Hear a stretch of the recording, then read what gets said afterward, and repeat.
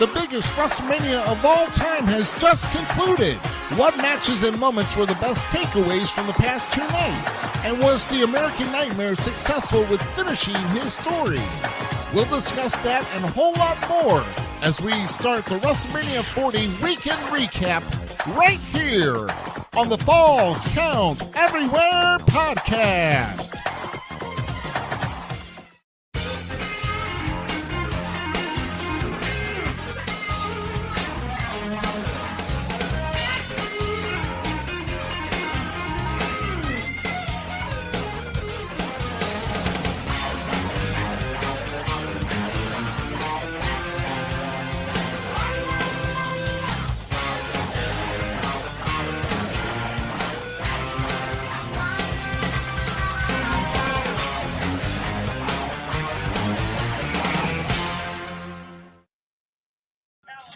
Yeah, good evening, everybody, and we are here live right after WrestleMania, everybody.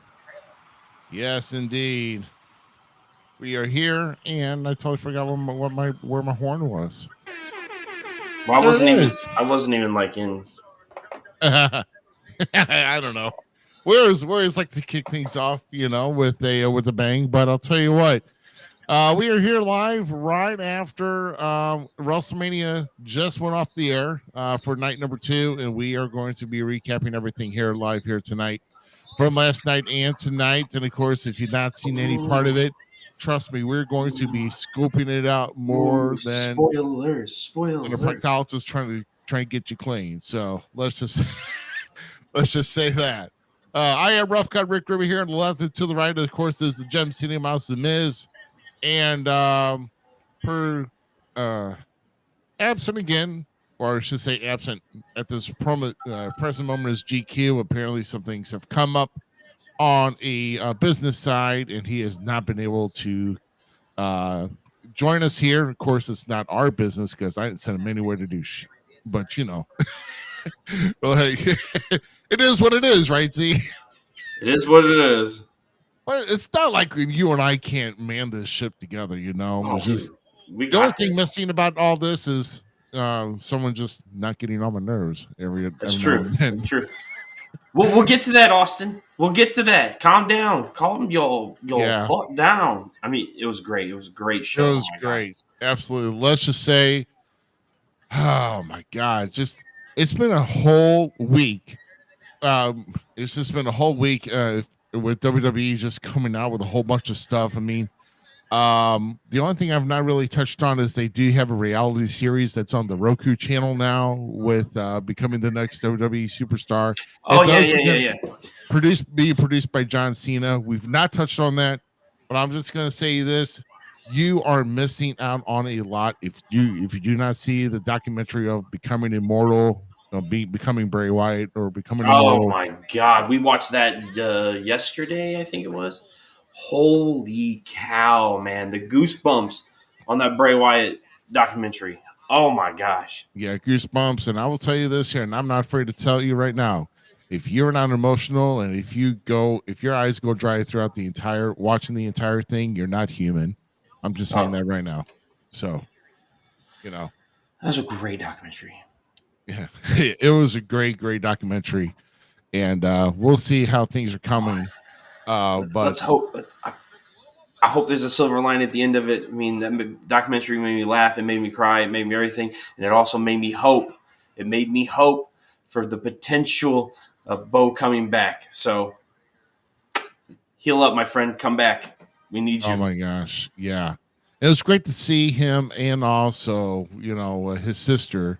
Oh, yes. Presenting with the U.S. Express. And, so we'll touch on a little bit of like this whole weekend here. The only thing I'll be honest here is because I had a show to go to. Yesterday was really, really busy for me. And I just told Zmiz here that yesterday I traveled a total of 488 miles to go to between 2 destinations, one in the afternoon for my kids' final Winter Guard championship performance.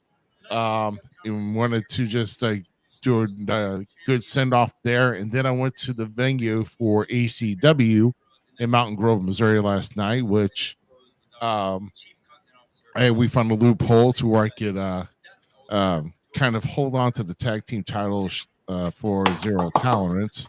So I kind of stayed in guard, and we had Stryker had some business to go on, uh, but yeah, we kind of worked that out.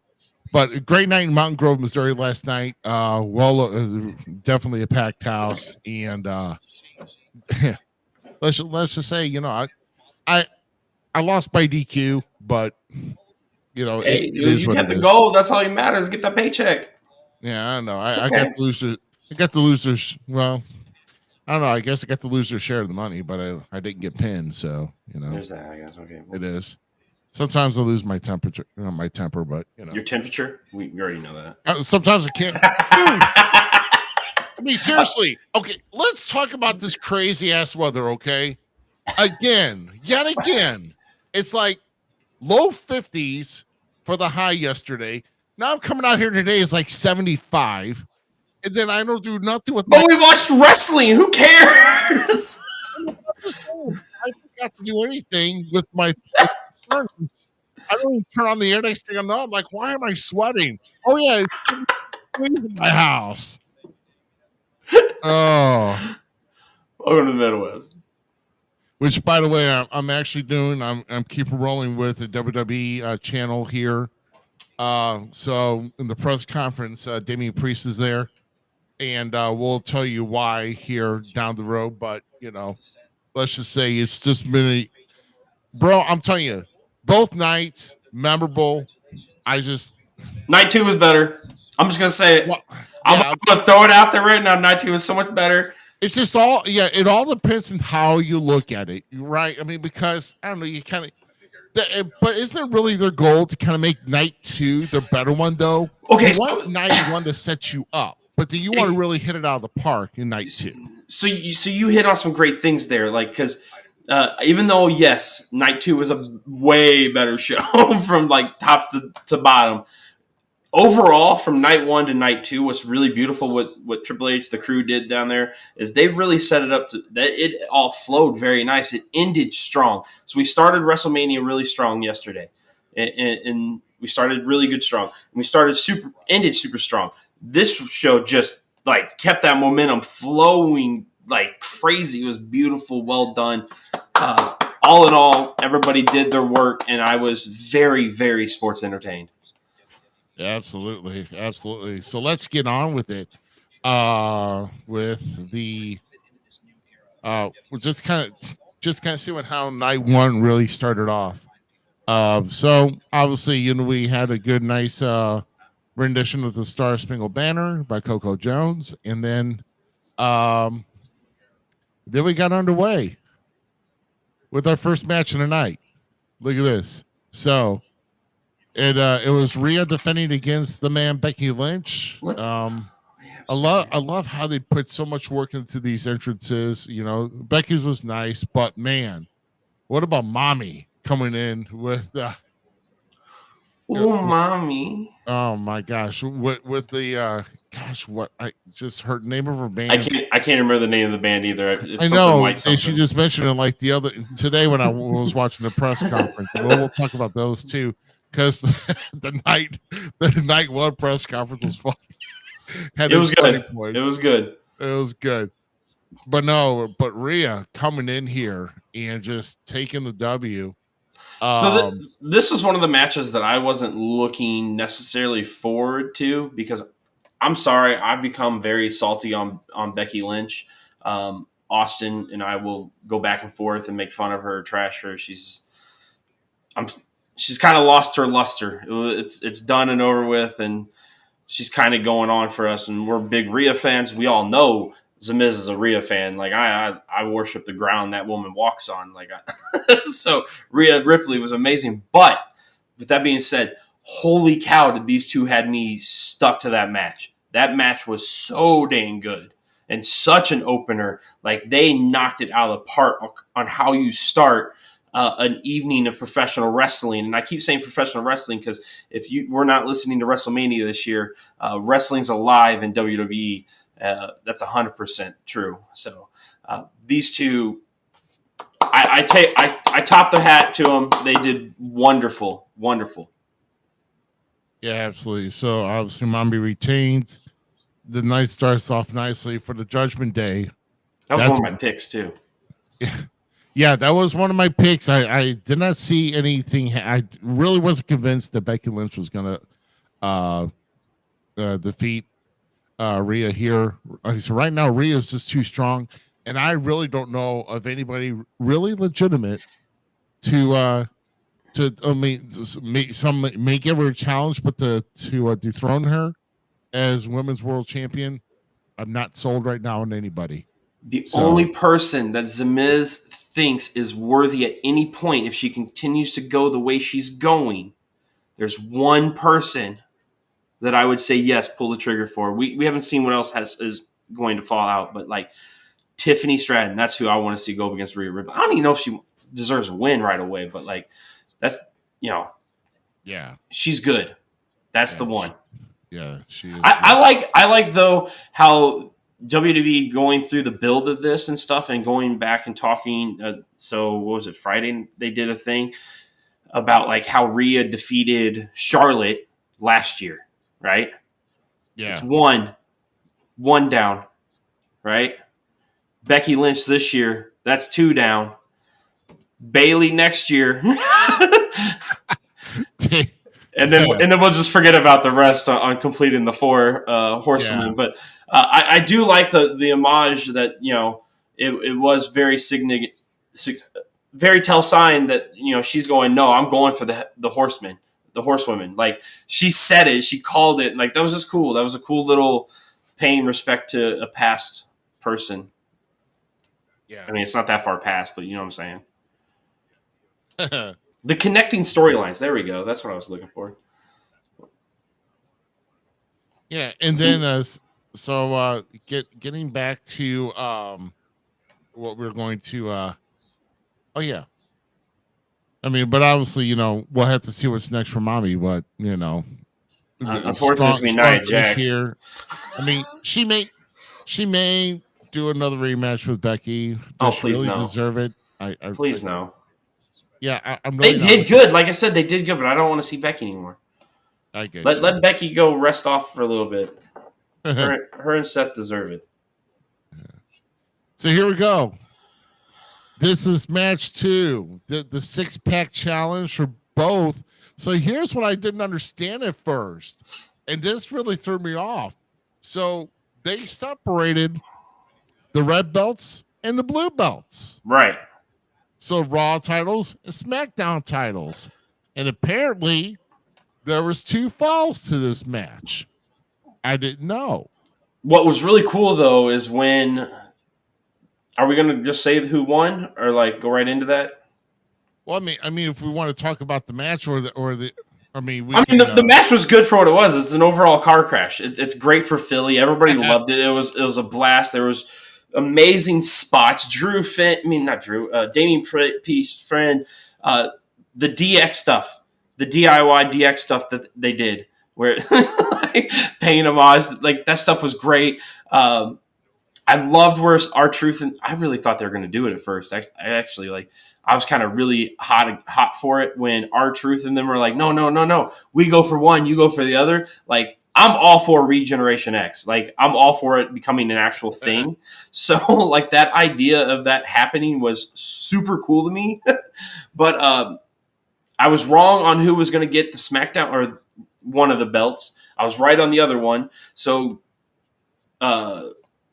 God dang it, Grayson Waller and Austin Theory get the first set of belts. Now, what was a nice twist to this, because going back to the rules, nobody really understood what was going on, right? When they tried to put out the rules, they were like, oh, it's for both belts. Like they were splitting the titles. Everybody was like, okay, so is it going to stop there? No, where Michael Cole goes, now if Grayson and them want to go up there, they can become undisputed tag team champions again. So they like put the little seed in. If you listen to commentary, they put the little seed in there to say, hey, like they can still go for the titles, and they were still actually actively competed in the match when Awesome Truth, The Miz, and R-Truth draped gold. Now I got to get some little tag team titles for him. I gotta get some little tag team titles for him. Yes. Yes. So here's where we beg the question, okay? these were the only titles that were deemed as Raw and SmackDown titles. Do we see, if not next week, the upcoming week, do we see new tag team championships for the brands? Do we see Awesome Truth tomorrow night getting a new set of of World Tag Team Championships? And then on SmackDown, do we see A Town Down Under get the WWE Tag Team Championships? Do we get new belts in place, or do we still try to use these for what they can? Because I'm telling you right now, it's not like WWE doesn't have the freaking creativeness or the money to just put up new straps. Because I'm telling you, I mean, as long as we get 2 new tag team titles with big W's in the front of them, we're good to go. So, God, here we go. Jesus Christ. Why? I'm joking. I'm joking. I'm joking. I'm joking. This to me? I'm joking. But in all honesty, I see within definitely in the next few weeks, in my opinion, we might see new tag team titles. I think it's time. If you noticed all through the week, it was very, very strongly suggested that there is a new era. This is a new beginning of a hot something new. So what better way to usher in a new era other than with some new tag team titles? Right. That was a stellar match, dude. I watched it again today. It was. It was. I mean, it was awesome. R-Truth trying to get the hot tag. Come on, bro. This stuff was gold. Yes, it was. It was for sure. And let's see. Let's talk about this next match though, with Rey Mysterio and Andrade, because Dragon Lee got taken out. Yes. And then of course facing the challenge of Dominic Mysterio and Santos Escobar. Okay, so before I made my picks, because I made picks with Isaac on We Talk Wrestling, he threw down and then drew circles around. I went with Dominic and Escobar, but Andrade wasn't in the foreseen picture at first. For the overbookedness that this match was, I thoroughly enjoyed it. Yeah. I just love how like the whole LWO, excuse me, was getting involved. And then what about the largest luchadors of those? Travis Kelce. It was Jason Kelce. Jason Kelce, the one who just retired. Yeah. And then I forgot the other. I don't know the other guy's name. Sorry, I knew it was Travis's older brother, right? Yeah. Yes. Yeah, Jason Kelce, because he just retired, and then another lineman. I'm like, these dudes huge guys with like freaking Philadelphia Eagles Mysterio mask. I'm like, what the hell, bro? so like Skylar has once said on the show, and what many people have said online, and what was said on We Talk Wrestling just recently. Pat McAfee, by the way, is such gold on the microphone when it comes to commentary. Yeah. I could listen to him, Corey Graves, and Michael Cole. I love those three together. They had, like, you could tell they were having fun. They were calling something they liked to call. And this is one of the matches where you heard that. Because Pat McAfee does say that. He's like, the largest luchadors in the Philadelphia area. I'm like, what are you talking about, bro?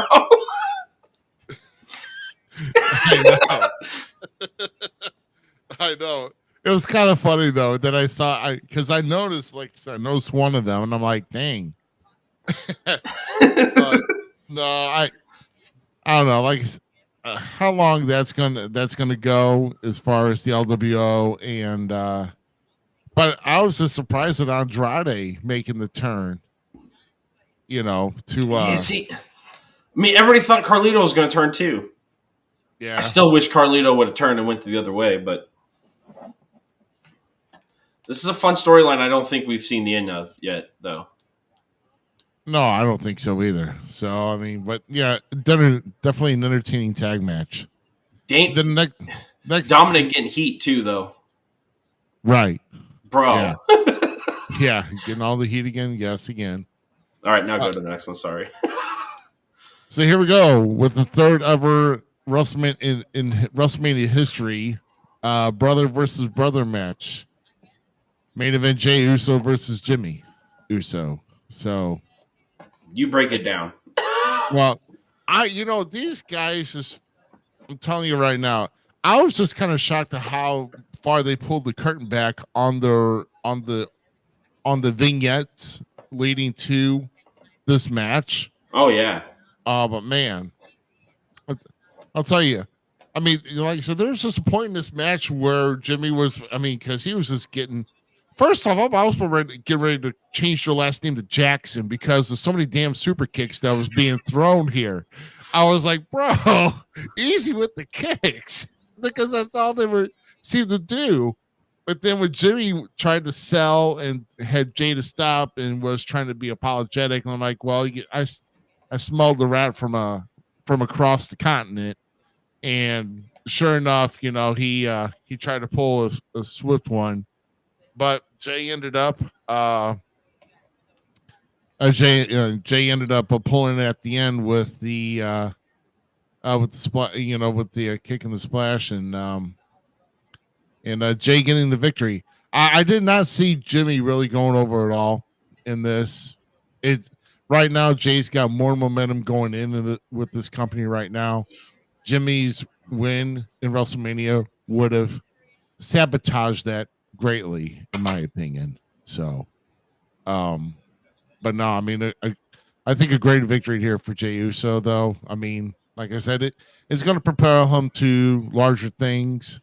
But where does I just kind of want to know where does Jimmy go from here? Does he still keep picking on little brother? I mean, his brother, or what? I truly hope. Okay, so you were quite nice about this match, because I almost call them the Young Bucks. Okay, how bad bro, is that? Bro, I mean, like this match was so bad in my opinion. Like it did not hold my attention very well. It drug on, and I'm even going to go out on a limb and say it's the worst of the 3 WrestleMania brother matches too. I agree. It just was it. It's hard to have a match, I'm going to assume, and I'm not going to take it away from any of the two, okay? Both of them busted their tails. Both of them tried to put on a great story. There's a lot of emotion between it because it is the brothers, that kind of stuff. I absolutely love Jey Uso. We all know I love Jey Uso. I'm all for main event Jey. But it has to be really difficult to create a match based around when you know somebody so well in and out, and you have not only been their tag team partner for the last, 15 years, it seems like, right? Am I wrong with that statement? No, yeah, they've been tagging for like ever, bro. Or longer. Okay, so these men, like, it just didn't connect like it does with, other people. We've seen Jay have matches. We've seen even Jimmy. We've seen Jimmy have matches with people that are just stellar matches, and you're like, oh God, that was really, I didn't expect that really out of you, you guys. Like, you're tag team wrestlers. But when these two came together, the chemistry just really, I didn't feel it meshed. Like, yeah, I know they're having the time of their lives. I know that's like something they're proud about, and that's something they wanted to do and have that main event, that match at WrestleMania for them too. But it was very underwhelming for me.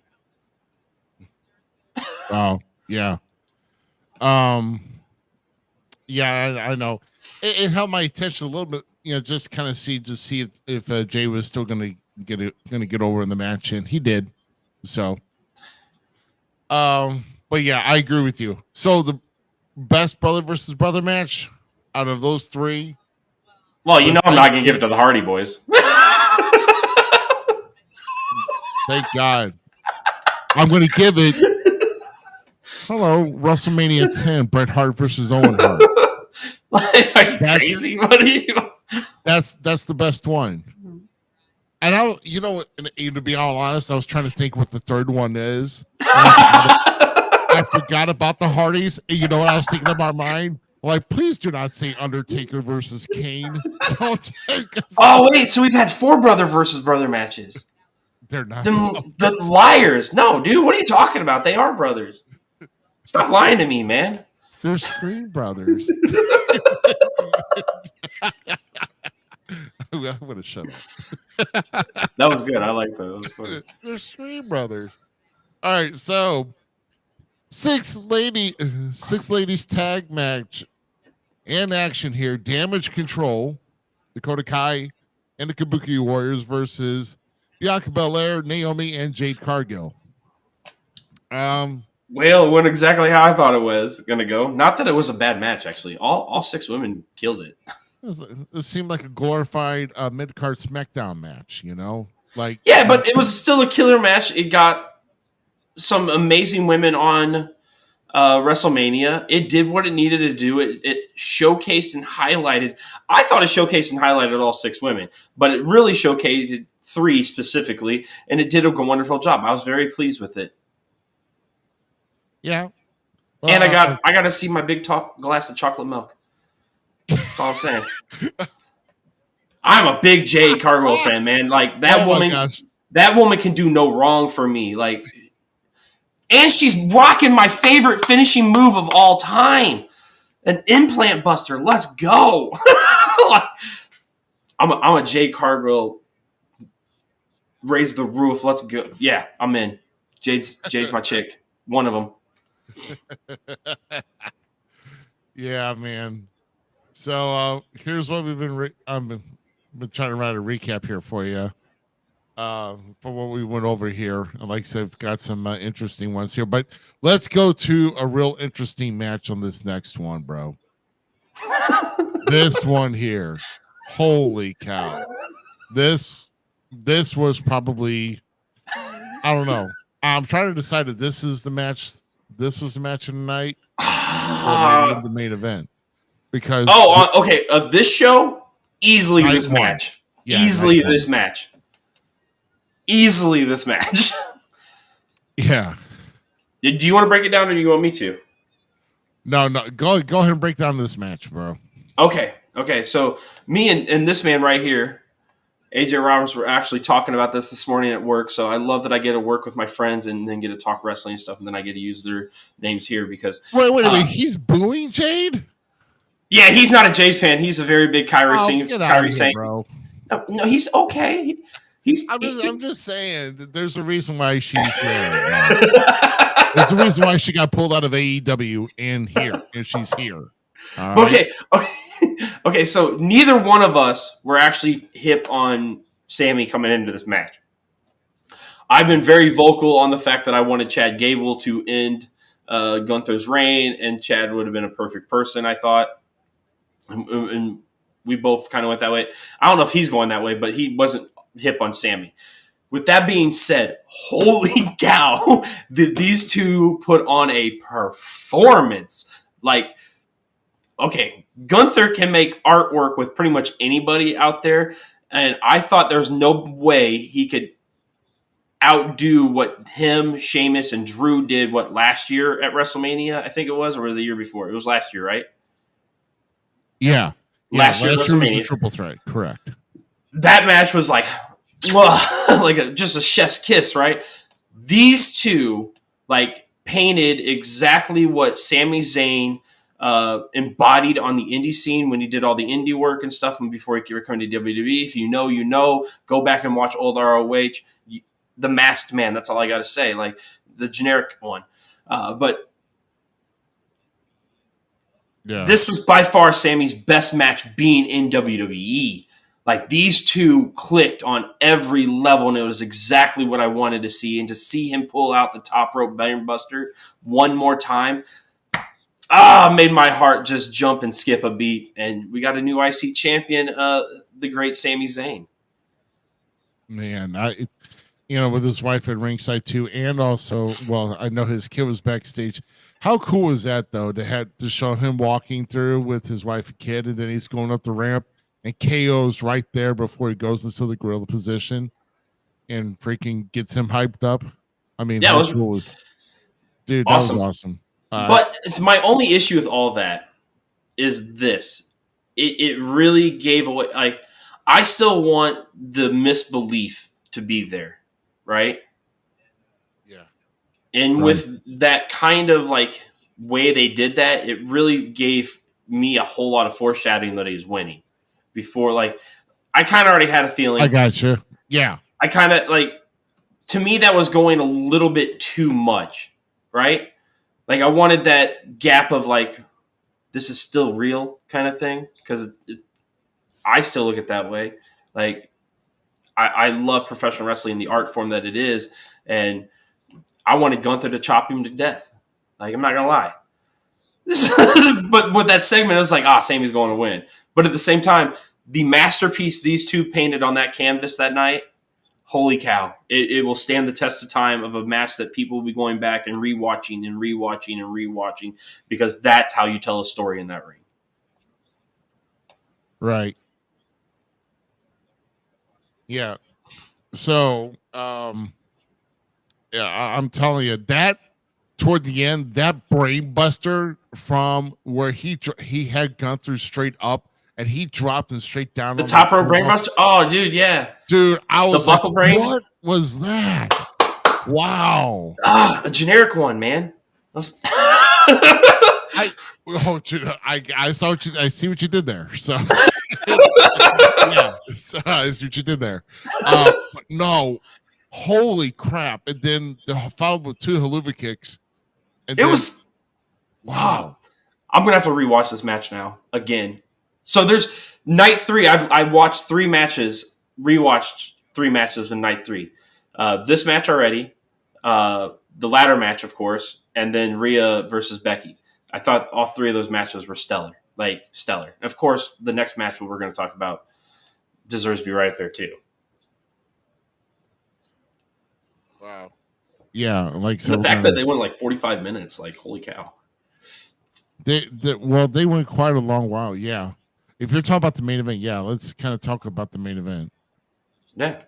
Of night 1. Yeah, look at this. Yeah, so Cody Rhodes, Seth Rollins facing it says the People's Champion, but he changed it the to the final boss. Right. You know what? If anyone deserves that moniker in the world of professional wrestling, there's no better person to have that moniker but The Rock. Exactly. Now, I got to ask you, though, because I know you like the flavor of the Hollywood, but since they've taken the big music out of that, are you getting more warmed up with that now? What? So, that was. I can't remember what it was, but that was said on national TV. That's crazy. I can't remember who said it now. Who said that, AJ? Because I can't remember where that came from, but I heard it. Okay, back to your question. What'd you ask me? No. Like, are you becoming more of a fan of his theme now, the Final Boss theme, over the Hollywood theme? I mean, are you? I like it. I like it. It definitely goes into number 2 place for the Rock's entrance music. Yeah. But number 1 is still the original Hollywood theme. Like, that stuff was. I get you. There. But I do like the boss. I love everything about what the Rock's doing right now. Like, it feels very genuine, like he wants to help the business go to a next level. Like, it feels like everybody literally is trying to work together to be like, hey, this is the place to be. And I loved everything about it. This was a crazy match. Yeah, it was. I'm telling you, I was thinking at first that Cody was going to get the momentum to beat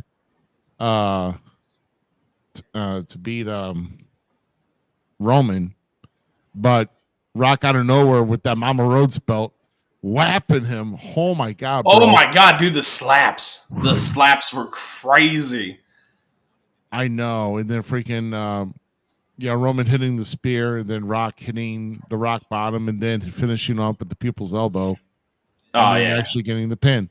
But man, no, I just can we not talk, and then if we can just kind of reflect on real quick as I put this back here to us here on the Hall of Fame. Let's kind of talk about that for a bit, because The Rock came out, he was presented a new belt by the widow of Muhammad Ali. Please tell me you have the meme that I sent you. Oh no, I don't have. I had to pull it, but I can. I mean, I just have to pull it. I have to pull it. I'm sorry. I'm honestly, I would have to pull that out, and I'm doing quite a bit here. Here, Kind of hold a on, long week. I can do it. I can do it. Don't worry. Okay, go ahead. If you can do it, awesome. I'll pull it just a minute, but keep going with what you're saying. Okay. No, but he was presented a new People's Champion belt. And let me tell you, this thing is sharp as a tack. I'm telling you, it's probably one of my most favorite, unsanctioned belts there is that belongs to like a particular superstar. His first belt was trash. This way more than made up for it. I'm telling The original you. Burger Skulls title was dumb, but this meme.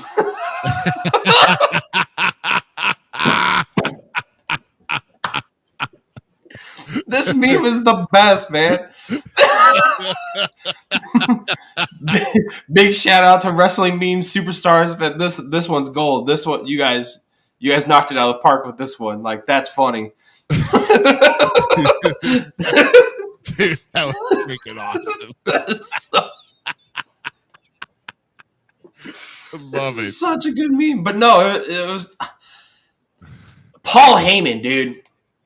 Paul Heyman. Oh yeah. Can we talk about the booking of this though? Because I know of a certain manager that works around the Midwest and down south a little bit, who was actually at another WrestleMania this year and was at the ceremony, and they booked this all wrong. They totally booked it all wrong because he has eyewitness proof that after Heyman was done with his speech and everything, half that building cleared out of there. And he was the one that opened it. He was the first inductee.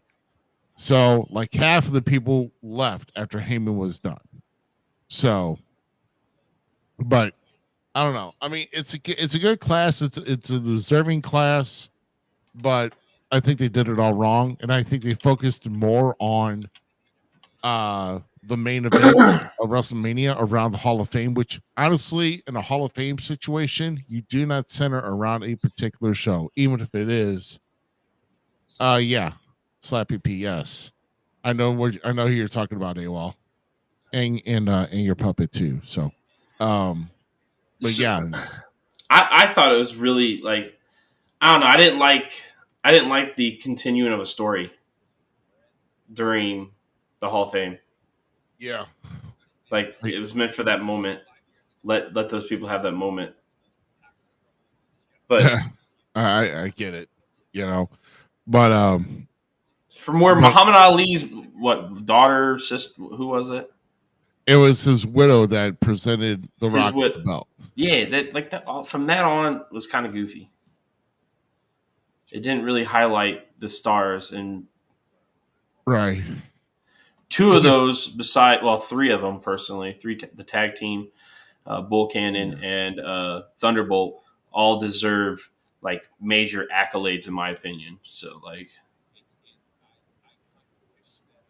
yeah, and like I said, aside of Heyman getting a little vulgar with some of his words, his storytelling and the way he presents something to me, and even with who he recognized in his speech, and by far one of the best induction speeches in WWE Hall of Fame history.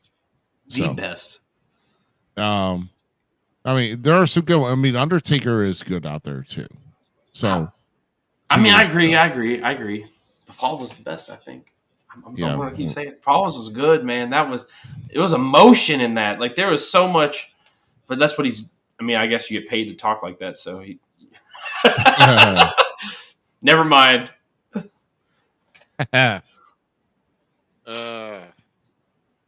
So I think at this point we are actually going to do a quick rundown here. We do not have an upcoming shows reel per se, but we do have our poster of our upcoming poster shows. rundown.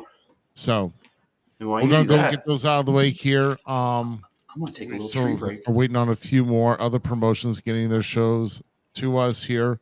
Not much, but let's recap on this. So this coming Saturday, April 13th, it's in Humane Championship Wrestling in Corning, Arkansas, featuring WCW NWO legend Buff Bagwell, and of course the Bad Street Beauty Miranda Gordy will be in attendance.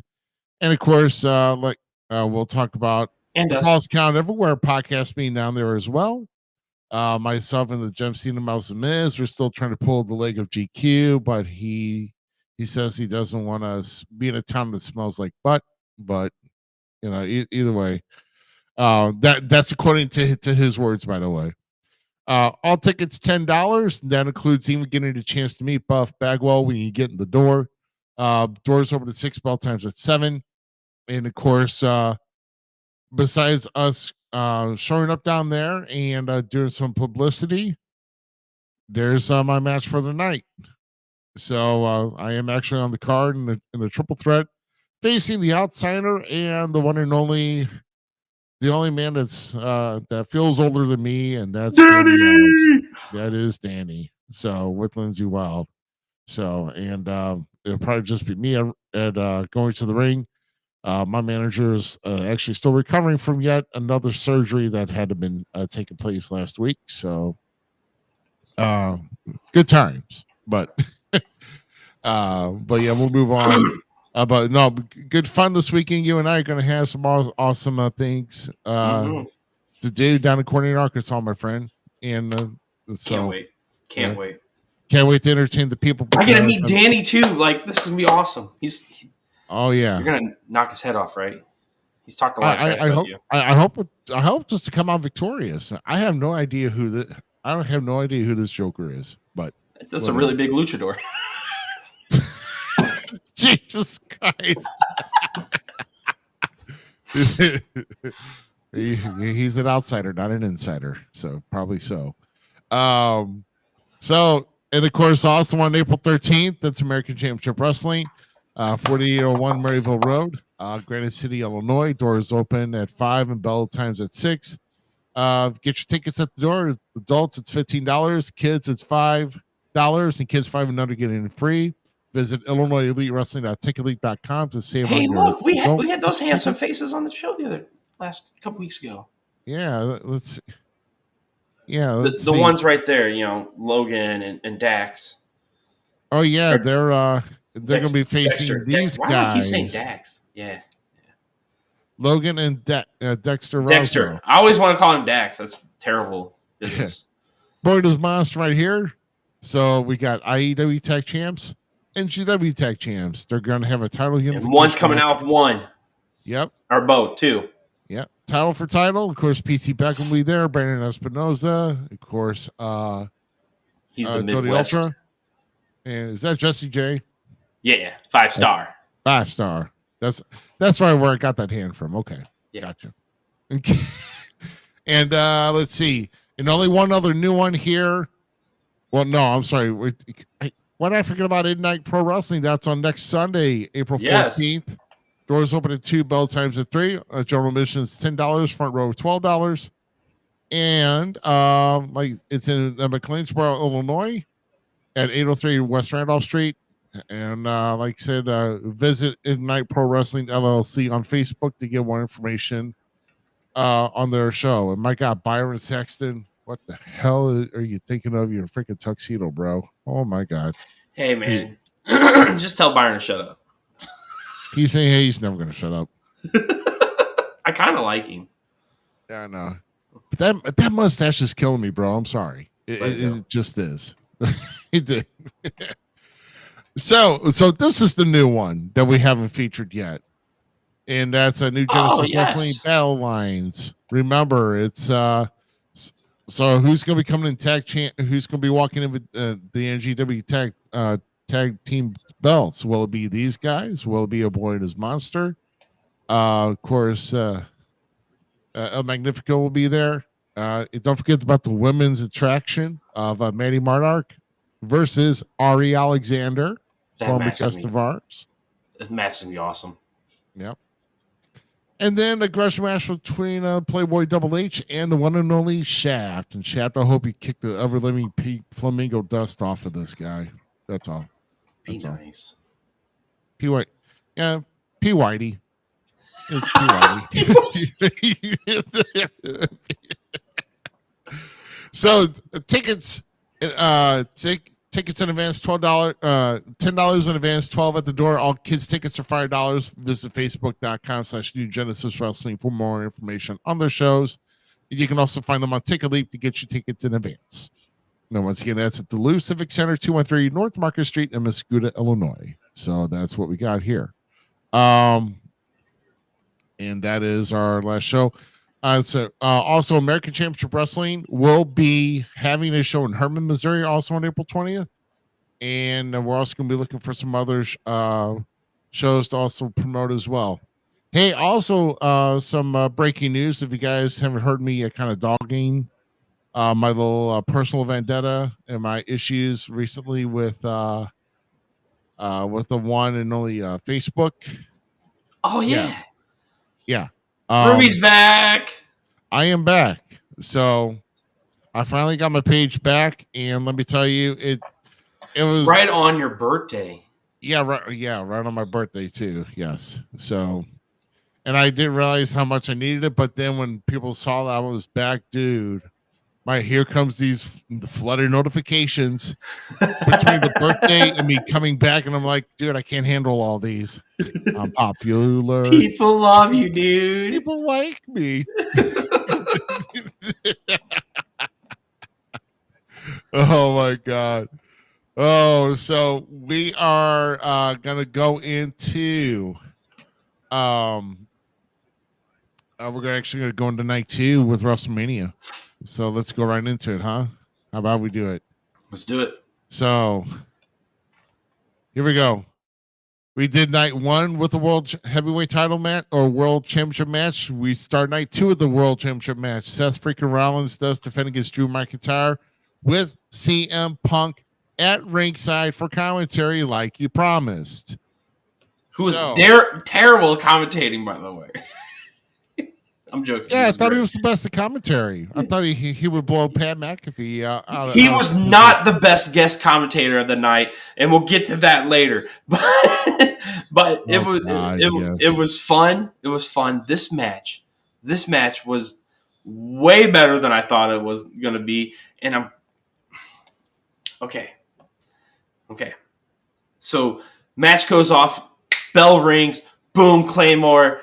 Drew is going to hit the pin. I literally thought it was going to be over right there. And then they go in and battle and break down and brawl and stuff. And they were going back and forth. They were trading finishers left and right, trying to hit each other. It was flipping amazing that that whole match was based around them just trying to hit their finishers on each other. Like then they're going in other moves and stuff. Then it happens. Drew wins, gets the W, gets the belt, and the fallout then begins. Yes. The fall begins. Exactly. So Drew having a nice little celebration and just kind of strutting around, and he still had CM Punk still there. He should have just left when he should have, and he was still taunting Punk and everything else. But then he decides to clear the desk, get up on the tables, and squat down in front of him, hold the towel in front of him. Then he stands right back up and does the crotch chop right in his face. So that, I'll tell you, that's a little too much for me because the cross chop. I'm sorry. If a guy is like right here and does this right at me, and I got nowhere to go, and I'm supposedly injured, dude, I'm pissed. Okay, don't do that. I do not want your junk is situated in my face. So basically, you're going to be like Punk. You're going to get out of line because you're a commentator. You're supposed to be at the commentating table and doing nothing but commentating, and you're going to hit a man with a brace, setting up for this. Right. Exactly. Damian Priest does cash in to become your world heavyweight champion of WWE Judgment Day, holding both big belts. Papa or what? Would he be like senior world's heavyweight champion, right? Yeah, I guess senior world champion. I guess. I am super happy that Damian Priest finally has the belt, but I'm sorry.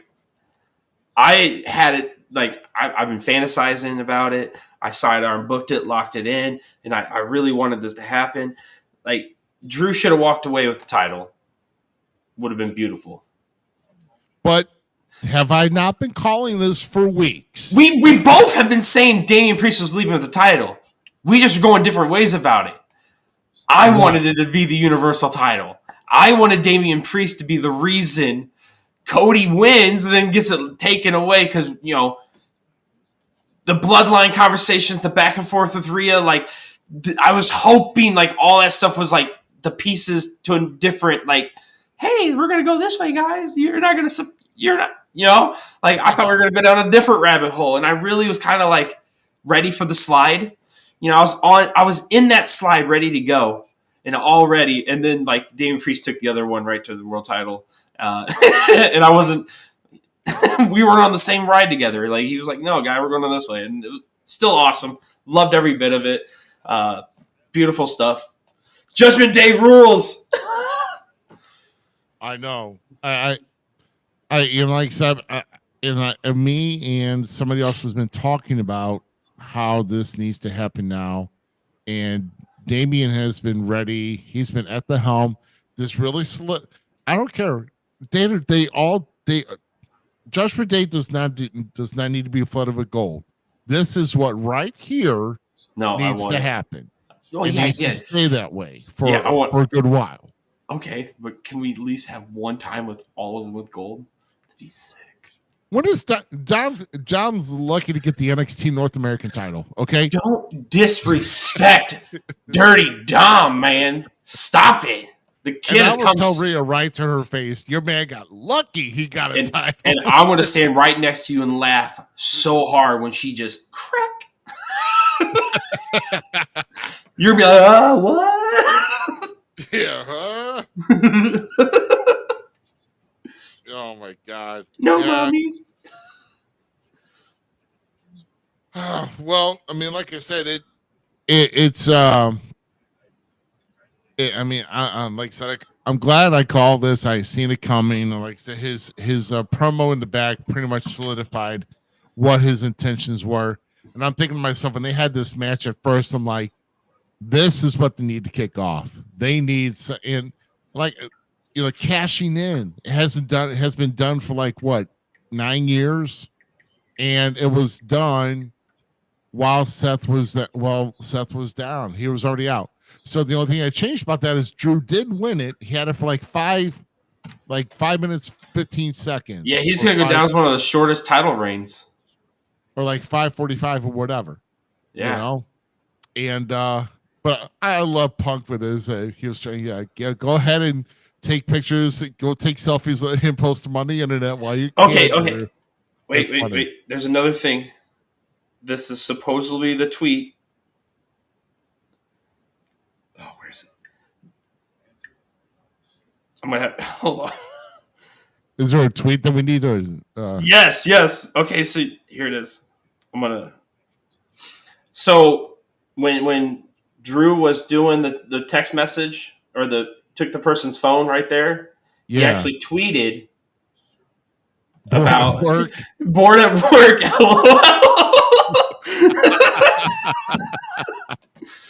That's funny. Dude, let that be Drew's new thing. Shoot. Where he's just a troll. I love Drew McIntyre. I'm upset that he did not get to lead the champion, but yeah, like I said, I didn't see him walking out as having the title. He might have won, but he was going to leave WrestleMania champion, and so it happened. We're moving on here. Philadelphia Street Fight, and let's make it notable. So you made a note here. The note I want to put in here: special guest referee Bubba Ray Dudley. Yes, bro. Was not expecting that. I was not expecting that either. It was cool though. But let's just say it looks weird for him. at his age to be in a WWE referee uniform and doing the 3D pose on the corner. It just looked Dude. odd. Okay. Just So the breakdown of this match, for one, this is why CM Punk was not the greatest special guest commentator. Here we go. Snoop Dogg has just cemented his place in WWE for me, and we need to petition we need to petition to have Booker T replaced on NXT with Snoop Dogg. Snoop Dogg was killing it. Give Snoop Dogg a commentary position for professional wrestling, and I am so there every week, even though I'm already there. But I would petition Booker T to be replaced by Bobcat Goldthwait, but that's not. Yes, I'm okay with that too. That would be more entertaining. So, sorry, Brittany. I don't mean to. Brittany Holland, sorry. That's really funny that you bring her up because I was literally sitting there the other day watching NXT. Or no, I was watching Stand and Deliver, right? On Saturday. And Booker T is announcing, I'm like, oh my God, Brittany, please tell him to stop. That's what went through my mind. I love it. Okay, back to our match. Holy cow, was this like a small beatdown. The kendo sticks blast on Bobby were crazy. Heck yeah, they were. But I loved the whole call on with all three of the Street Profits and Bobby in the ring, and with Bubba call for the tables. Bubba yes, and everybody. The what's up from the top. Bubba was showing them how to do the what's up as blades, and dude, that was funny. That was gold. I kind of hope that like it becomes the Street Profit thing that like maybe Montez doesn't have to always be the guy going to the high flying spot. Like let's have Dawkins occasionally do the what's up now, and Montez holds him. Can we get that? Like give my boy Dawkins more time. Like Dawkins is the bomb. I love Bobby and the Street Profits. This match was way better than I thought it was going to be too. Yeah. So. So Street Profits and Bobby Lashley over the Final Testament. So, there was, but that Scioto suplex, by the way, dude. Oh yeah, that thing's sick. Yeah. That carrying throws of beautiful. Heck suplex. Yeah, that was a good one. That was a really good one. Great match. I enjoyed it. Yeah. Sorry, trying to get my ticker to go here. Ticker. So, let's talk about this one. LA Knight and AJ Styles. You called it about AJ's entrance theme. Yep. It sounded different. I didn't get a chance to hear it all completely, but yeah, he changed his theme. LA Knight coming down. They had a nice little grudge match on the outside. He went to the outside, peeled the floor. LA Knight taking the backdrop on the bare floor, and AJ went to the top too much, bro, and it cost him. And then next thing you know, on the last time he got on that blunt force trauma. Blunt force trauma was after he failed on that the phenomenal forearm. So, but yeah, so LA Knight walked out victorious. This match was super, super fun. These two worked really well together, and I would kind of like to see another a match maybe thrown in there, maybe later down the road. Like let Styles grow and build up. I still had Styles winning, so I'm kind of bummed because I'm really digging Styles, and I was hoping. I said something to you that he made mention that he was getting new entrance music and stuff, and I'm like, they're probably pulling it, and they did. So like this new persona and stuff, I was really hoping he'd get the W to keep going because LA Knight's already white hot. Like it's not going to hurt him to take a loss, and especially taking a loss to AJ Styles. But the right man went over. They put on a hell of a performance, and that BFT, man, that's one sick. Like I really like how LA Knight performs that. It's really clean. Yep, absolutely. So good match. Oh my. So, making some making some quick notes here. My bad. You know, man. Oh, you're good. You're good. You're good. I like to take notes in class, teacher. Oh my, yeah. I just had to put some other notes here because, like I said, night two's been crazy. So Triple H is, of course, when Triple H is up there, that's the last person up there. So it was up, Tyler. And who's gentleman? Oh, I guess he's talking about us. He's talking about us because GQ's not here. Yeah. Oh, damn. Burn. Well, who's gonna really pick on Tyler? Like, I mean, I do a little bit, but nothing too much. Oh yeah, that's right. Yeah.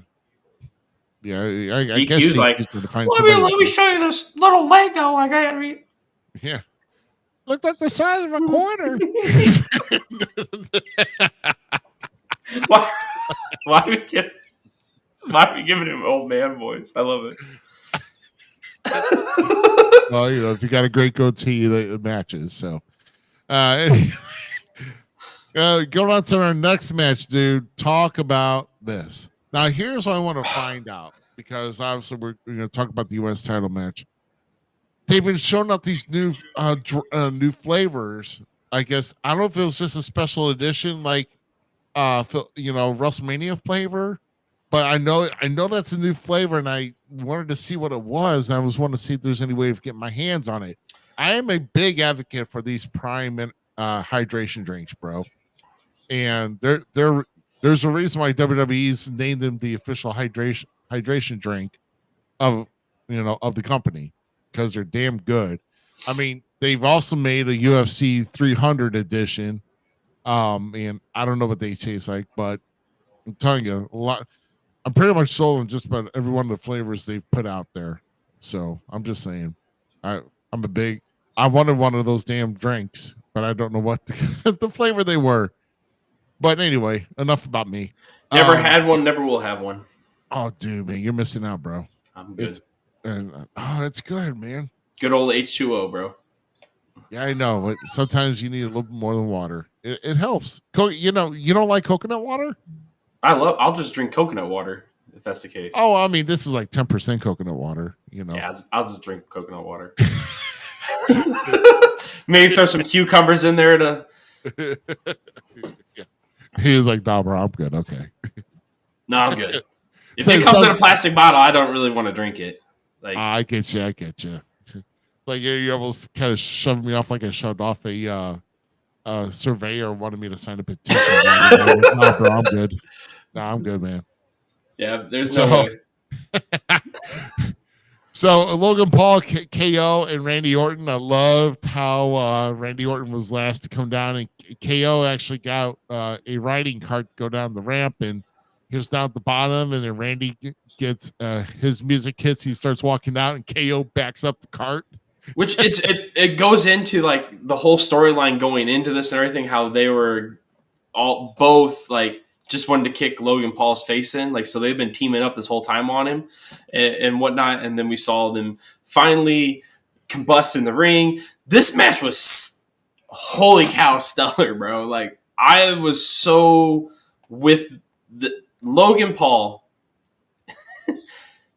just keeps getting better and better and better and better and catching on faster and faster when it comes to the business and how to perform and like spots and where to be. And then being with not only Kevin Owens, who's arguably one of the best hands down storytellers in a ring, in my opinion, of specifically this new generation, but my personal favorite wrestler out of the, Orton came in the Attitude Era, technically, like in the end, wasn't it? Or is he just straight PG? No, he's Ruthless Aggression Era. That's where it is. Yes. He's in the Ruthless Aggression Era, but he is my favorite out of that era. So, like, to see those two kind of, support Logan Paul in becoming just as good, like, they did, all three guys were stellar. Like, the little back and forth. When Orton went for the RKO for the first time on Kevin, and he's like, tell me that's not Matt Riddle. like Randy is finally I feel like we're starting to see a little bit of Randy's personal side, like personal life characterizations bleed into the Viper, and I'm loving every bit of that. Like him being that goofy self, the prankster, the jokester. I mean, we already knew he was a prick, but like there's the other side to him too. He says it. Don't even look at me like I'm not saying anything that man hasn't said himself. Like so don't hate me, man. I'm not. I'm not. But no, it's really good to see him at this time in his career. Kevin at his stage of his career, and then Logan like really getting his feet wet for the first time, and they put on a stellar performance, man. Yeah, but man, but what an ending to the match, to where Logan actually somehow got Randy through the ropes to the outside, and then hits a man. So that splash though, that I don't even call it a frog splash because this guy just totally like spans out, like wing spans out with his legs all together, and then comes back. I mean, this dude is just Logan Paul is just. He needs to call it like the rubber band splash or something because that's what I don't know. Well, obviously he needs to have something. I don't know, but he needs to personalize something now, and I think he's doing it. I say call it. I mean, not because they're Philadelphia, but think of it. You want an awesome big bird that spans out its wiggles and it just looks awesome. I say call it the Eagle Splash. I don't know. I mean that's just me. I don't know. You guys got any input on that? What? It's not a frog splash that he does. What should the finisher be? And it's not the lowdown either, so don't even go there. Oh, that's the best frog splash ever made. Yeah, Leave it alone. Awesome. The lowdown is amazing. D'Lo Brown, buddy. He reminds me of a Christian frog splash. How Christian had that weird Christian Cage's frog splash used to be weird as heck. Yeah, it was a little bit here. I'm trying to get to some comments here. I don't know. Yeah, Shannon. Yeah. By the way, Shannon. Yes, that I say. Yeah, this man told me, he's like, you never told me how your show. I'm like, yeah, I tell you hi, and I'm telling you right to your face. If you're watching still, yes, hi, Shannon. Good to see you're watching here. And apparently, is this to my birthday? Apparently now with the old man Ruby. Bro, I'm not even 50 yet. We're not there yet. Sorry. Yeah, we're not there yet. We'll get there, Austin. Yeah. Yes, he got it. So, but no, really good match. Really awesome triple threat match. I still don't know. I know it's probably one of Logan's people who does the podcast, but I don't know. I don't know him from Adam, and much less I care. It's just nothing special about him, other than he dresses up in a damn Prime bottle. I don't know. And it was just supposed to be the distraction. That's all it was. It was a distraction. They put on a heck of a performance. Speaking about a distraction, the cheerleaders came out again. Snoop came out again for the official attendance. Yeah, he said that the official 2-night attendance, the actual technical attendance was 145,289. That was the CG on the screen. But Snoop announced that it was 145,420. Did he really? Yes, he did. Wasn't he supposed to be breaking away from that stuff? I mean, I love it. They referenced like all that stuff for a while. Oh my god, yes, I know. But they're in Philly, and Philly's supposedly gotten like really, really treed out.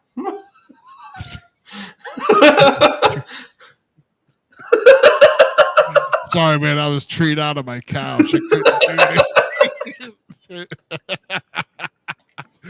Oh shoot, let's go to our next match, shall we? Now this is what I was really looking forward to, and man, did not disappoint with Io Sky and Bailey. And man, I don't know, I was disappointed in the fact the way that Bailey had her gear, and man, I'll tell you, I just don't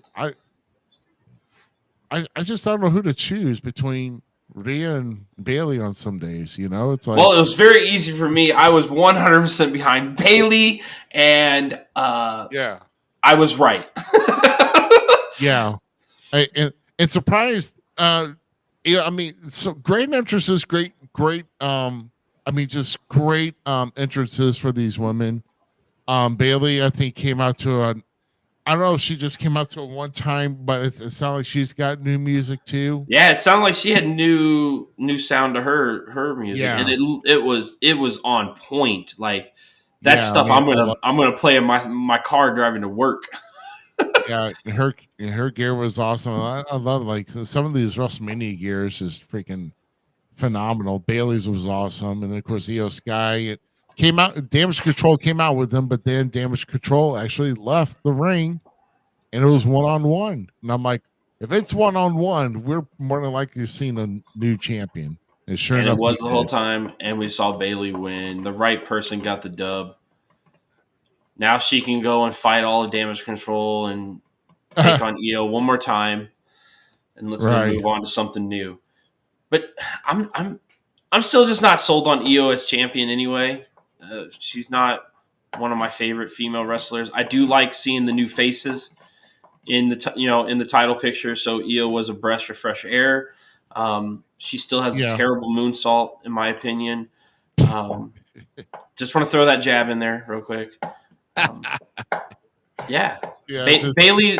I'm happy to see the hugger back. Hopefully. Well, the thing is, like, you know, if you looked on her CG of her entrance up on the stage, it had a role model. You know, I'm I cool don't with know. that. You know, just keep it a role model. You know, I think that whole hugger phase is gone through. She did her time with that. It was fun. Yeah, that's great. You know, don't bring up the whole big wacky wavy inflatable tube people again to um you know. GQ wish she was wearing Seth's outfit. Yes, because GQ doesn't have that much style. Are you talking about the first one or the second one? Because the first one looked like what you say, like the pink thing, like in the like. The flower, Yeah, dude. like I'm sorry. I love the fact. So as somebody that is a big fan of Kill a Mockingbird, not Kill a Mockingbird. God dang it. Yeah, Kill a Mockingbird. No, whatever. Hunger Games. That's what I was looking for. Hunger Games, yes. I don't know why I forgot that, but Hunger Games. Seth Rollins gives me his outfits give me the Hunger Games vibes all the time, and I'm like for it. Like, let's do it. I don't care if he's doing that kind of stuff, but he's talking about tonight's outfit. Oh, okay. Mr. Allen said, "Yeah, yeah." I thought it was great. I thought it was funny. Like he's getting more flamboyant fashion sense than his wife, and that kind of scares me a little. But his wife should maybe like take a page out of his book. I'm just saying a little bit more. I'm a tough man. I should be wearing all these flashy clothes and become relevant, I guess. You're an actual man. Why are you wearing it? Who cares, man? I love it.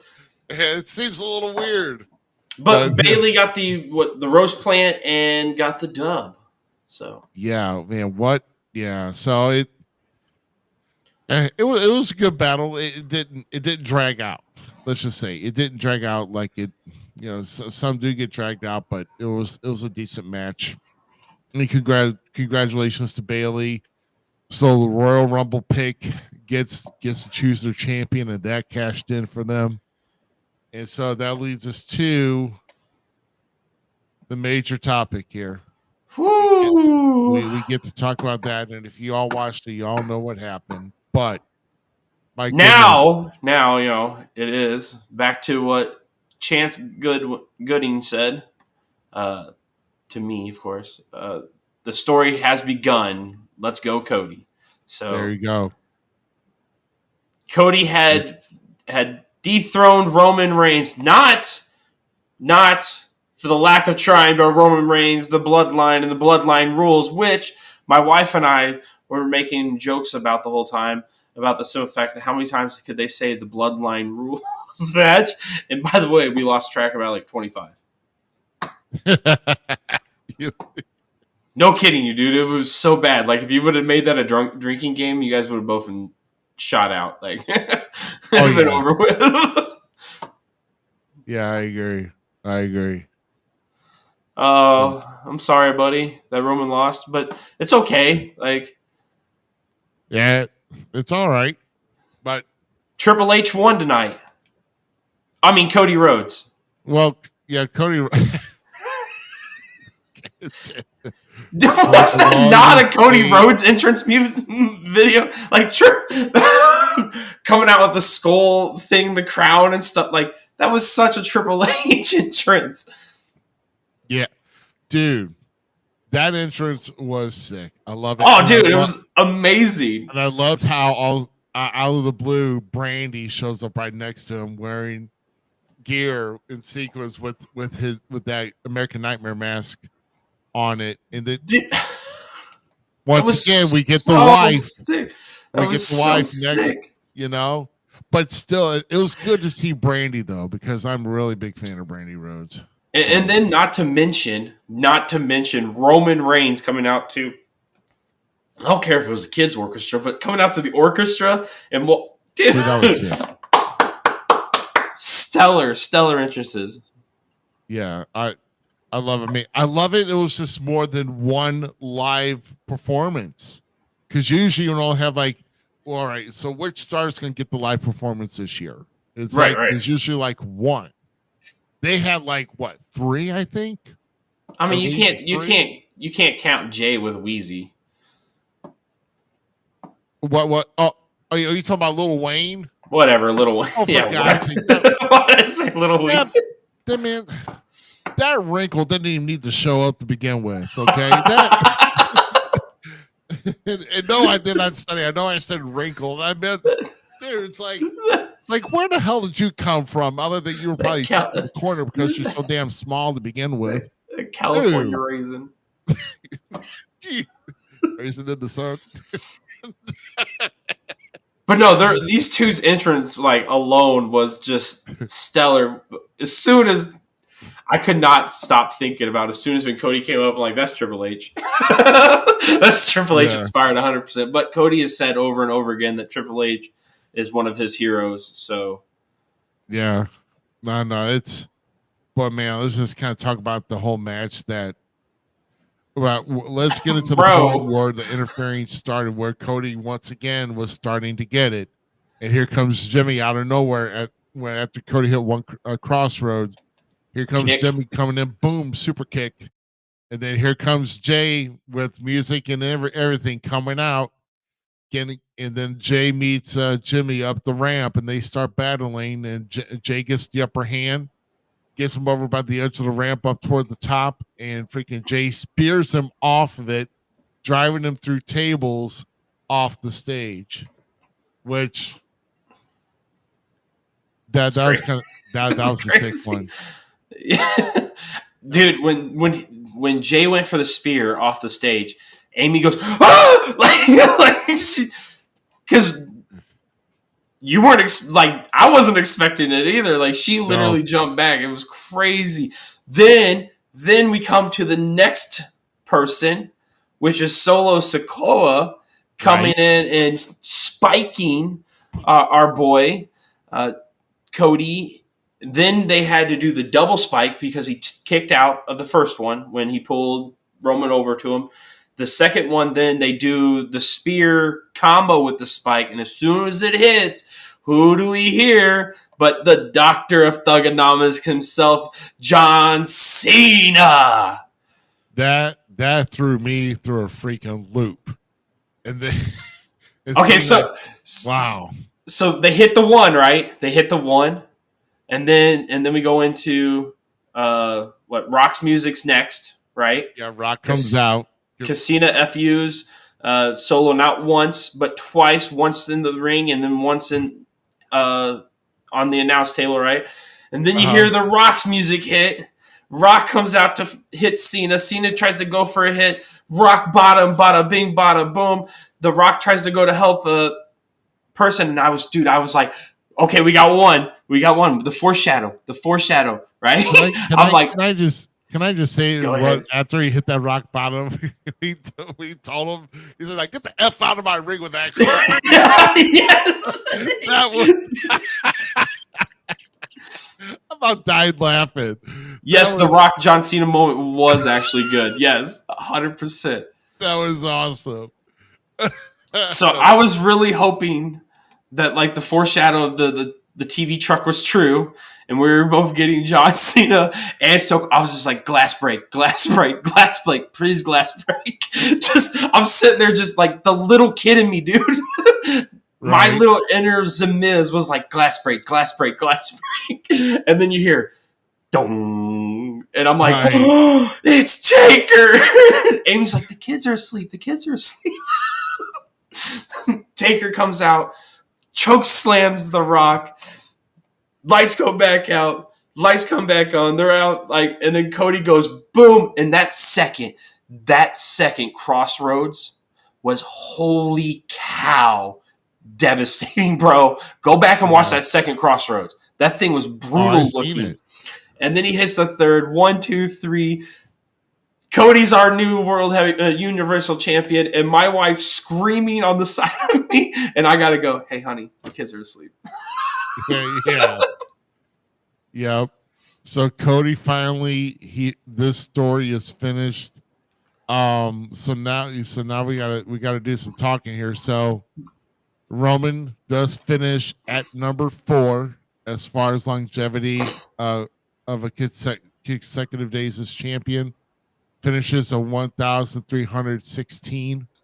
I mean, literally, this past weekend, 2 record championship reigns had ended. Well, Gunther being number 1, Roman being number 4 as world champion. So he has a 1,316 days. So now Cody begins. So now, and let's just say that whole celebration where Cody was just, Randy came in, he goes out, hugs his mom. Mom comes in the ring, hugs him again. Here comes some of the stars now. We see KO, we see Orton, we see LA Knight, we see CM Punk. CM Punk, yes. So a lot of the notable faces that were in there. And then even getting out to, he gets on the mic and then he calls Triple H to come down. Then and Bruce Pritchard, and they have a moment. And then Cody going outside the ring to even greet and hug Michael Cole for a good while. So, because Michael Cole had nothing but good things to say about Cody, and they had a moment too. So it was basically a good feel good moment. I mean, this was like kind of the moments that this is even a longer moment than Hogan had in the 80s when he won the title and he did the pose downs. This was longer, but this was a really good feel good moment. And with Cody finally finishing the story. We've talked so many times about like how Daniel Bryan or Sami Zayn or the likes of these guys are like have been or Mankind even were the great triumphs of like the underdogs, right? Right. I think Cody legitimately is the greatest underdog. And I'm not even saying that with any disrespect whatsoever. Like he's the guy that literally had everything given to him in a sense, like had this foundation of like his dad was in the business. He had all this stuff, all this kind of foot up, but had to go the back way so far around to where he actually became the greatest underdog of like professional wrestling story history. Because of how he had to go about doing it. He left the WWE, went and helped build a whole new company to only come back to the WWE and to finally capture the one thing his family has been eluded. How is that not the greatest underdog story? Yeah, I mean, it's like you said, there's a reason why the story had lasted for a while, almost 2 years to the day where he came back and he appeared on Raw with his purpose, and then how he needed to. But then the reason why it lasted, part of that 2 years is, remember now, he feuded with Seth to begin with. Mm-hmm. I mean, he beat Seth on that. He beat Seth on his debut, and they had a rematch, I think, like on Backlash on the next pay-per-view after that. So that was 2-0. But then he ends up getting injured right before his Hell in a Cell match, tearing his pectoral, and it was all bruised. If y'all remember that match, bro. If you don't, giving us one of the most heart-filled matches to ever be performed. Right. You knew that Cody was out the door after that match, but he still gave it 110%. He didn't even call off. He still wanted to go through with that match, and won his first 3 matches in WWE over Seth Rollins, and then he had to take time off to heal up. So a good part of that time was the healing process of getting better, which I'm sorry, that's still part of the story. I mean, anybody can get hurt. Yep. I mean, it's not like you have to constantly keep trying and winning and everything else. There's things that happen in the story. So yeah, he was inactive for some time, but still, he carried WrestleMania 30. He wins the 2023 Royal Rumble. He returns, at number 30. He wins. Goes to faces Roman WrestleMania 39. Night 2 comes out short because of freaking Solo Sikoa and wasn't educated about the bloodline. So he loses. And like you said, he goes back again. And he faces Brock at SummerSlam. Then of course having to overcome some other adversaries, but then eventually getting back to the Royal Rumble at 2024 this year, winning again, and then getting that shot again. So a lot of feel good stories. Like I said, it was the perfect city if you're a fan of the Rocky movies. I mean, this is the perfect city to have everything happen this weekend. With the biggest one in all time. And I'll tell you, I'm sorry, it's a great city. I'm sure it's an awesome city to have a WrestleMania and everything else, but at an outdoor stadium where probably people are wearing extra Under Armour layers so they don't freaking freeze to death with the damn wind chill trying to perform out there. Dude, I'll tell you what, the coldest temperature I've ever worked ever was 50 degrees, and I chose to not wear my full gear because I did not want to be wet, because it was like in a forest, because it was like at a haunted house at that time. It was late October. It was around a bunch of trees that was in a dense, very high humidity night.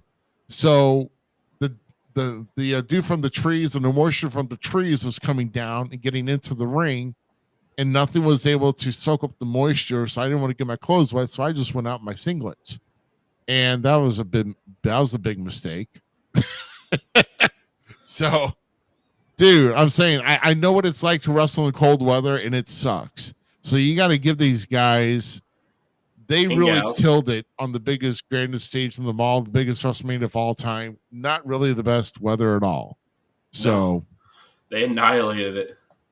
Yeah, they sure did. So now, so once again, we're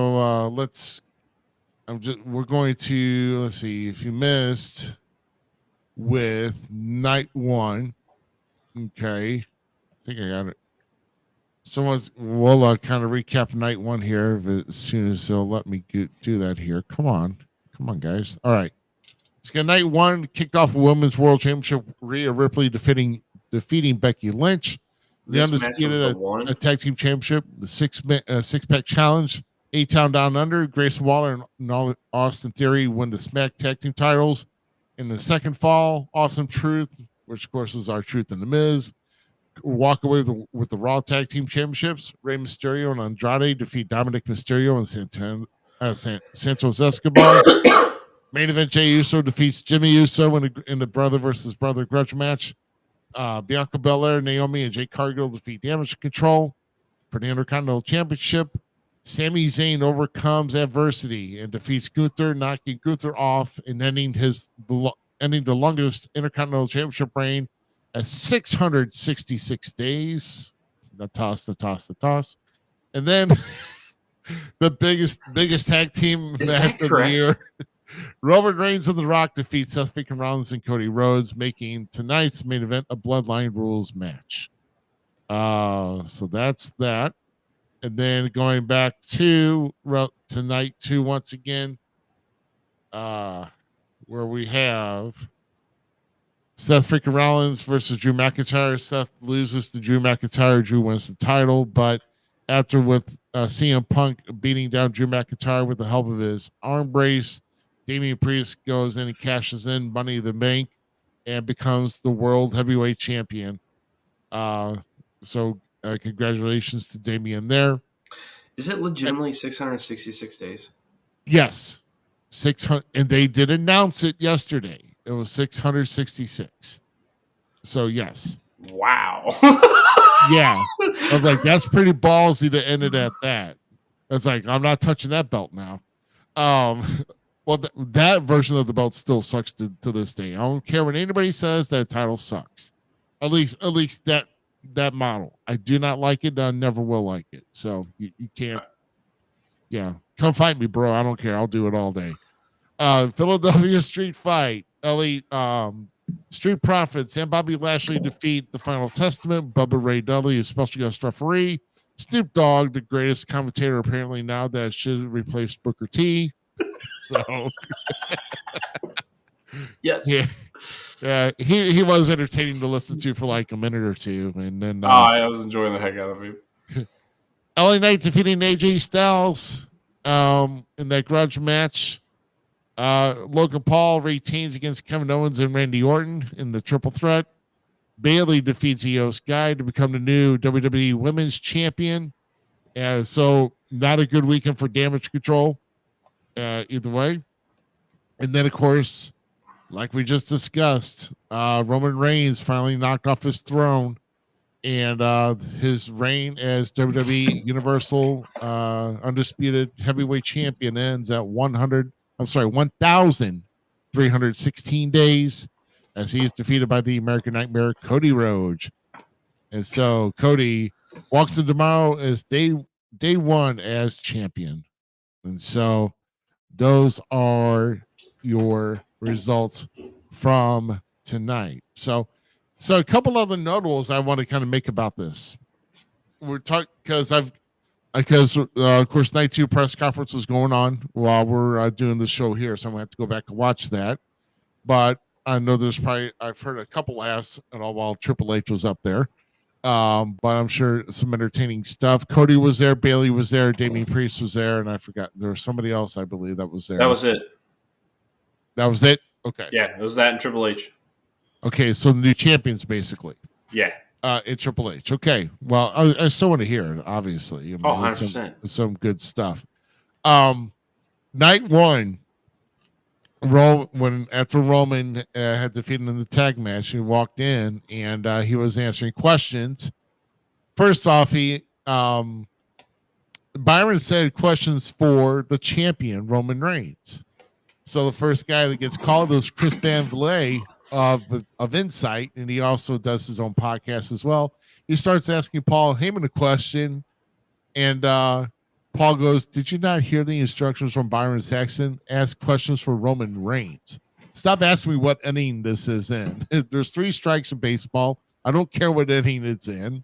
And so throws him off, which is funny because I think the guy sometimes is I got my own opinion of Chris Van Vliet, and let's just leave it at that. So I kind of, to me, is hilarious. But then later on, Roman calls on somebody to ask him a question, and he goes, she acknowledges him as Tribal Chief, and he goes, "Yes, that's right, acknowledge me. Everybody in the room acknowledge me."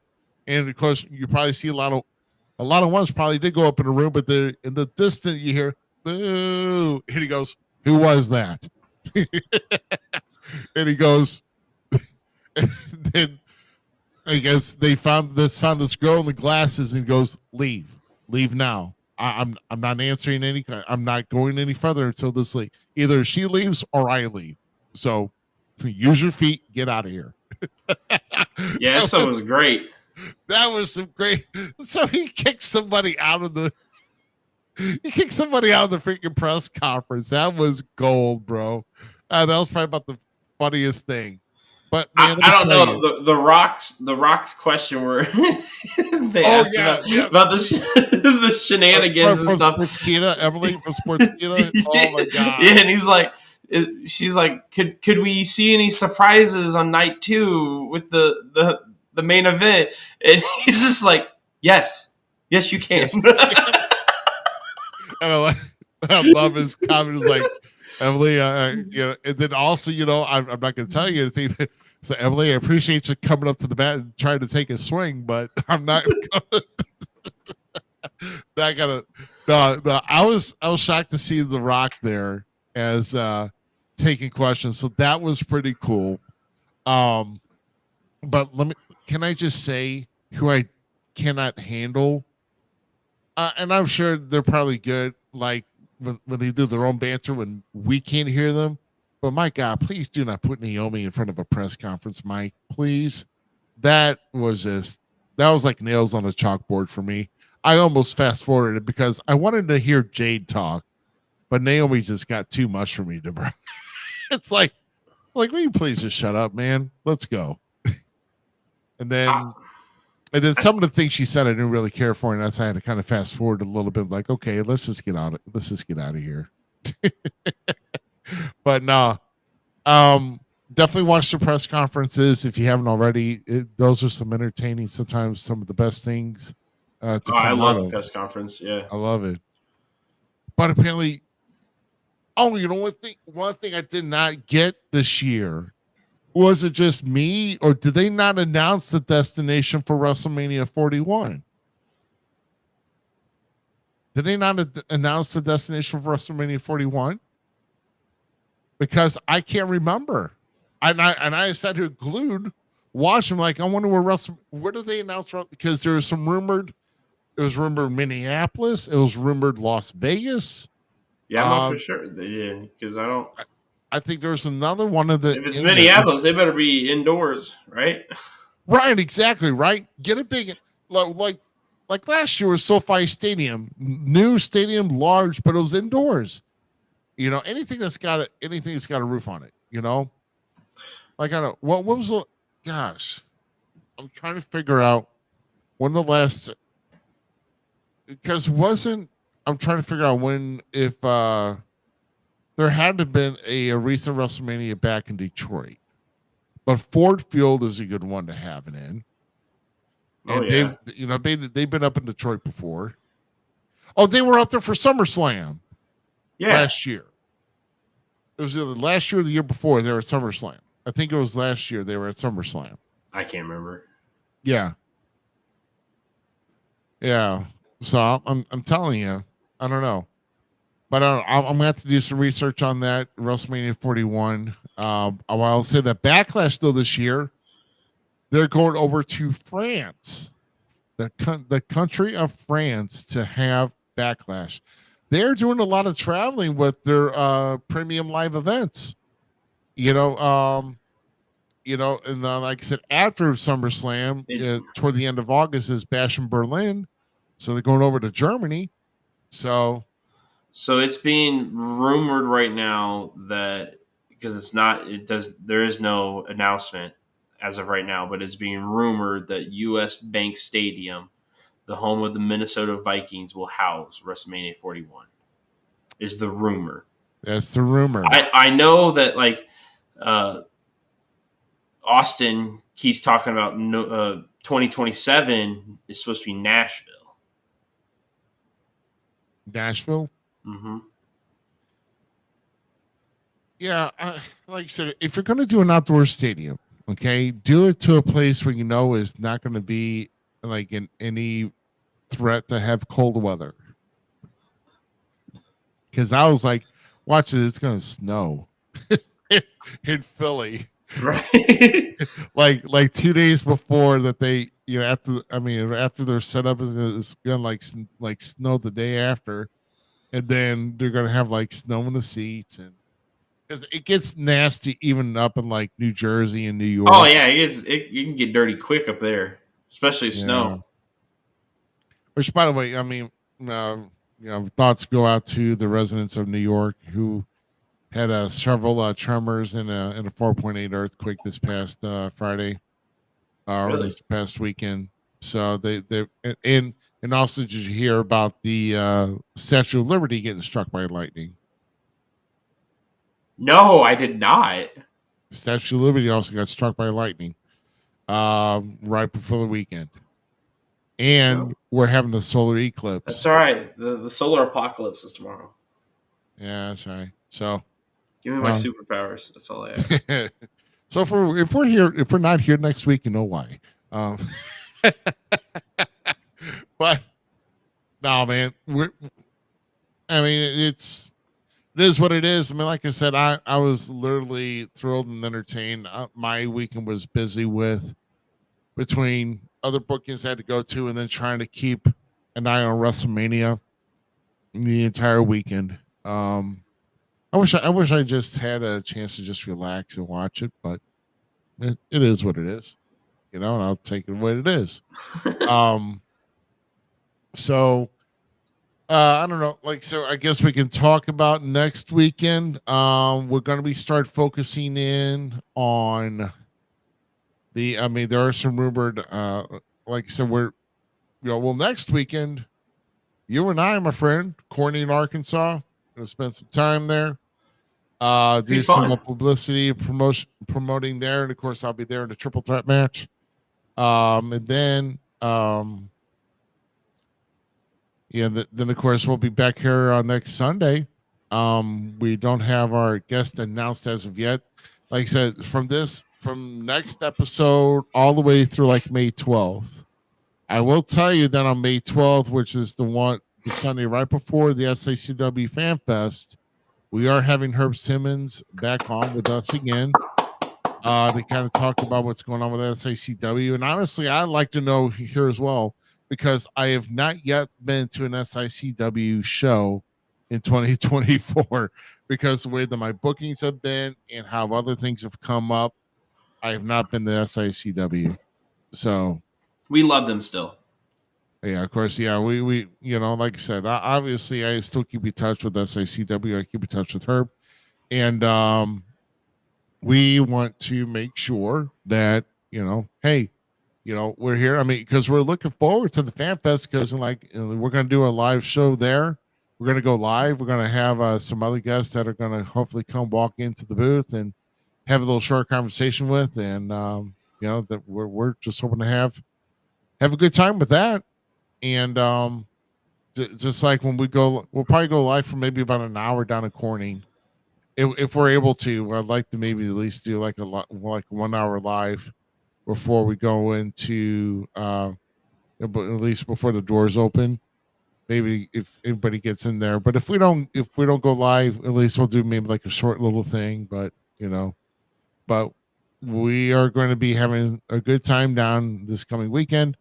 Like, and then also, like I said, within this next few weeks or so, we'll have the Big Texan on. It may even be as soon as next week we might have the Big Texan on here, but there are some other rumor names that we're going to be having here as guests on the show. I can't release those yet because, like I said, they're rumors, and if they're not true, then then yeah, we might get flack for it. So we just want to make sure we're only going to do confirmed names. Once we have somebody solid and booked, we'll do confirmed names of who's going to be coming on and joining us as our featured guest on Sunday night. Can't wait for it. I plan on a network this weekend.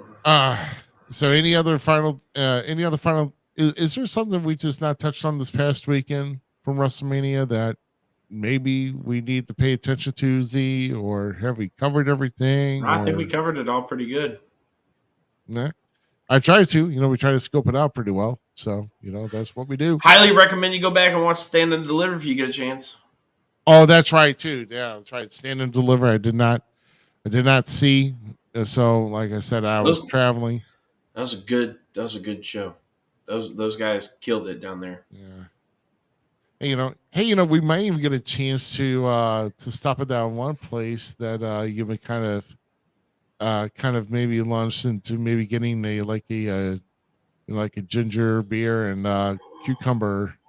We might get a chance to stop by this past week on this upcoming weekend. Might get a chance. It's just a short little detour. No reason why we can't go down. Yeah. So, oh shoot, it's gonna be some fun, bud. I'm looking forward to it. Yeah, Looking forward to it. Gonna be a good time. Hell yeah. So, GQ missed out on some fun here tonight, and like I said, we hopefully you guys enjoyed kind of the banter here. We enjoyed all of our those who left all their nice little who left their comments and their insights. And, I just got a message from our buddy Butch, right? Yeah. And he's on We Talk Wrestling. He just messaged me and goes, Snoop Dogg should do all the announcing at every WWE. Oh Jesus! Get Snoop a commentary position. Oh my gosh! Wait. Snoop Dogg equals very high ratings, so. That was kind of a bad joke, but I don't care. Well, I'll do it. I'll have it ready for next week. There you go. Yeah, like I said, next week we'll be bringing back. Hopefully, with our guests, we'll be bringing back our gold memes here next week. We got to see that one anyway. That was funny. That what you brought? Hold on. Can you bring it back up? Yeah.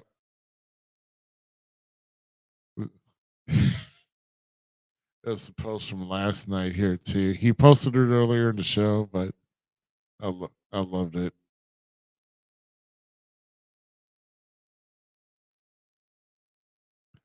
Yeah, there we go.